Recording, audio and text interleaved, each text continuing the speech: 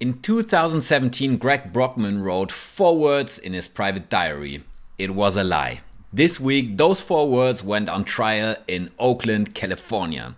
Sam Altman, Greg Brockman, Elon Musk and Microsoft CEO are expected to testify under oath in a case that could legally undo the most valuable private AI company on the planet. OpenAI is currently valued at $852 billion. The lawsuit asks one question: was that valuation built on a charity that was secretly stolen? I've went through this case in detail for you, and in this video I'm gonna dig into what's actually about to happen in that courtroom, and it's way bigger than a billionaire fight. So let me walk you through what's real, what's hype, and the one detail almost nobody's talking about. Rewind to December 2015, OpenAI launches a non-profit. The mission is written into the founding documents: build artificial general intelligence that benefits all of humanity, not shareholders. Elon Musk co-founds it, and he puts in around $38 million.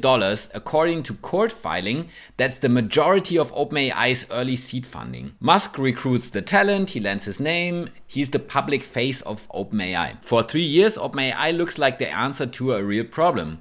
AI was already moving fast, and a non-profit lab seemed like the only structure that could resist commercial pressure. Then, in 2018, something breaks. Musk walks away.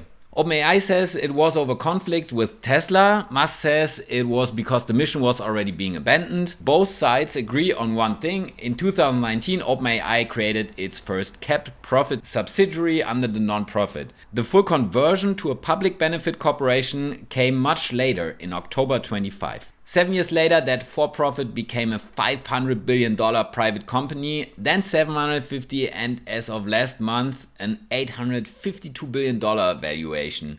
Microsoft alone holds about 27%. The original nonprofit, now called the OpenAI Foundation, holds 26%. At today's $852 billion valuation, that nonprofit stake is worth roughly $220 billion on paper. And this is where the story gets uncomfortable. During discovery in 2025, Musk's lawyers got hold of Greg Brockman's personal journal from 2017. That's 2 years before OpenAI's first for-profit transition. Brockman wrote, and I'm quoting from court filings, "Cannot say that we are committed to the nonprofit. Don't want to say that we're committed. If 3 months later we're doing B Corp, then it was a lie." Read that again. He's writing this to himself. He's not posturing.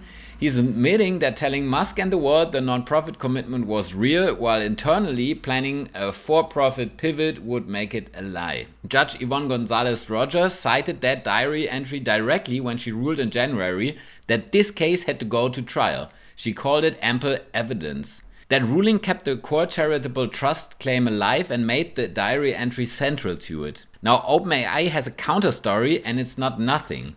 Their version is this: by 2017, Musk himself agreed that a for-profit structure was inevitable. He even proposed merging OpenAI into Tesla. When the board refused to give him majority control, he walked away. According to OpenAI, Musk only became outraged about the for-profit pivot after ChatGPT made it look successful. OpenAI also points to a 2023 text from Altman to Musk: "You're my hero, and that's what it feels like when you attack OpenAI." That message is now in evidence, and it's there to make the lawsuit look like jealousy, not principle. There's something to that. Musk now runs xAI, which merged into SpaceX earlier this year. The combined entity has filed for what's expected to be one of the biggest IPOs in history, with the roadshow targeted for June. OpenAI is widely expected to pursue its own public offering, potentially valued near $1 trillion.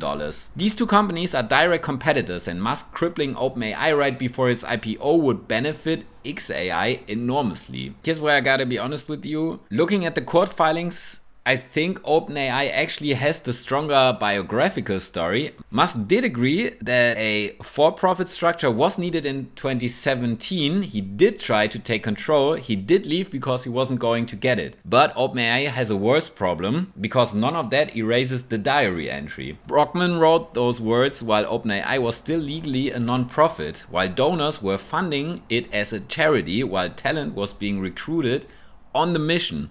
So here's what the jury actually has to decide. Last Friday, Musk's team made a strategic move. They dropped the fraud claims entirely. Out of 26 original allegations, only 2 remain.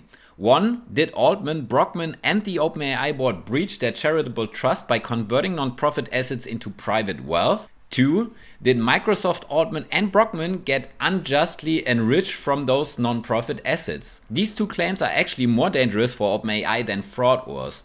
Fraud requires proving intent, which is hard. Charitable trust violations just require proving that non-profit assets were used for private benefit. The diary entry gives Musk a powerful narrative, but he still has to prove how non-profit assets were diverted and who benefited. Now here's the part you won't see in most coverage. There are 9 jurors selected. They will hear weeks of testimony. They will deliver a verdict. That verdict is not binding. This is what's called an advisory jury. Their decision is a recommendation. Judge Gonzalez Rogers makes the final call on liability, on remedies, on everything. That changes the strategy completely. Both sides are not just trying to convince the jury, they're trying to convince one judge, a federal judge known for running tight courtrooms and being willing to ignore juries when she disagrees with them. Musk's lawyers are asking for 3 things. 1. Damages of up to $134 billion.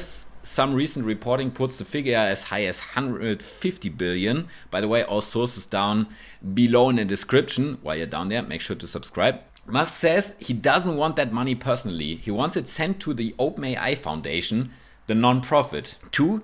Removal of Sam Altman and Greg Brockman from leadership of OpenAI. And 3. Unwinding the entire restructuring, reverting OpenAI back to a non-profit. The judge has already signaled she thinks the 134 billion number is, quote, pulled out of the air, so that specific figure probably isn't happening. But the other 2 remedies, removing the leadership, reversing the structure, those she takes seriously. If she orders that, OpenAI's planned IPO is dead in the water. Microsoft's stake, now worth roughly $230 billion on paper, gets put in legal limbo. And every AI company watching this case learns that you can't pivot from non-profit to for-profit without consequences. This is why the trial matters, even if you don't care about Musk or Altman personally. The standard playbook in AI right now is launch as a research lab with a humanity-focused mission, attract talent and donations on that basis, then later restructure for profit when the technology becomes valuable. Other AI labs are watching. If a federal judge rules that what OpenAI did legally counts as stealing a charity, the structural model of AI research might change overnight. There's one more thing that almost nobody is bringing up. In March of this year, in a separate case, a federal jury found Elon Musk personally liable for misleading Twitter investors during his $44 billion takeover of the platform. The same jury cleared him of running an intentional fraud scheme, but they found that 2 of his tweets misled shareholders. Damages in that case could reach $2.5 billion. That verdict is barely 6 weeks old. So the man walked in this courtroom asking the jury to believe he was the honest one was just legally found to have misled a different group of investors a few weeks ago. OpenAI's lawyers will hammer that. The trial runs about 4 weeks. The judge has scheduled the liability phase to wrap up around May 21st. If OpenAI is found liable, the remedies phase before the judge alone is set to begin May 18th. 3 things I'll be watching. 1. How Brockman handles the diary entry on the stand. There's no spinning the words. The only question is whether he can convince the judge they meant something different in context. 2. How Microsoft CEO Satya Nadella holds up under cross-examination. He's a defendant in this case, not just a witness. And Microsoft's stake, now worth roughly $230 billion on paper, is what unjust enrichment is really about.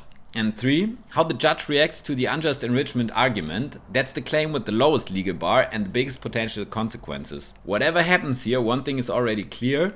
The era of AI labs dressing up commercial ambition in non-profit language without legal consequences probably ending right now in the courtroom. The mission was beautiful, the pivot might have been necessary, but if a co-founder wrote in his own diary that committing to the non-profit while planning for a for-profit would be a lie, then a jury and a federal judge get to decide what to do about that. I'll be tracking this one closely and I will definitely do more videos on this. If you found this interesting, make sure to hit the subscribe button if you want my take on the verdict when it lands. Thank you so much for watching and see you again in the next video.